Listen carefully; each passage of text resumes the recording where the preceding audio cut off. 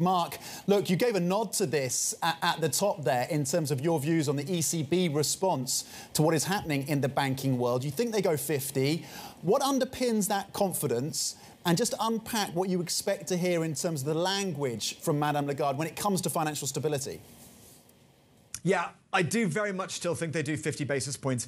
So why do I think that? I think Christine Lagarde made very, very clear that that was the plan. The 50 basis points today wasn't in doubt. Now, we know that some members of the committee are more dovish than her and are pushing back against the longer-term guidance towards higher rates. But 50 basis points was as pre-committed as it possibly is for a central bank that claims they don't pre-commit.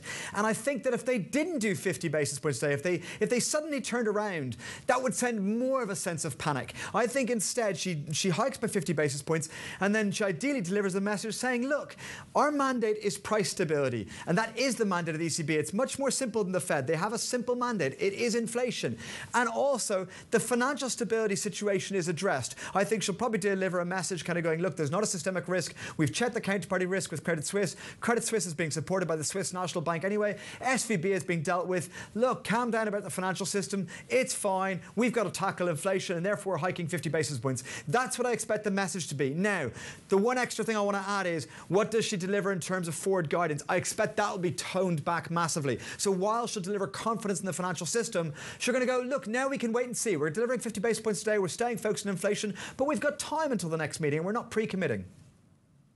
Let me push you on your view around the equities move then, Mark. You said they're going to end higher, the session. Futures are pointing to gains of 1.9%. What about the sustainability of that rally then through the end of the week into next week?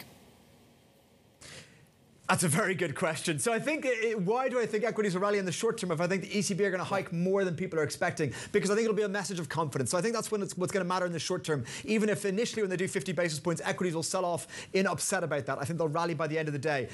Look, I think that the bigger backdrop for global stocks is the turning worse. Growth is slowing down and central banks are going to deliver a message like, look, we've still got an inflation problem out there. As much as you worry about the damage higher interest rates are having, we have to keep on causing this damage to control an inflation problem that we got behind the curve on. So I think that makes it tougher for equities. Specifically for European equities, I guess for the next week, they've got really oversold, so they can probably sustain a bounce. And they're less expensive and a bigger, longer-term picture than, say, for example, US stocks. So I think US stocks are still very expensive and are going to fall over the next kind of 6 months. European stocks, I'm less bearish on because they were a bit priced already. Just very briefly, Mark, we had the producer prices coming in favourably for the Fed yesterday. First Republic Bank is potentially looking for a buy. They're weighing up these conundrums as well. Do you expect the Fed to do any messaging before that meeting next week?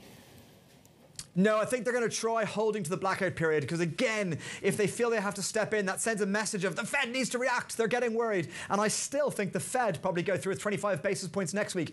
But 6 days is a long time in these markets, as we've become very aware of in the last week. OK, fantastic analysis, as ever, of course, from Mark Cudmore.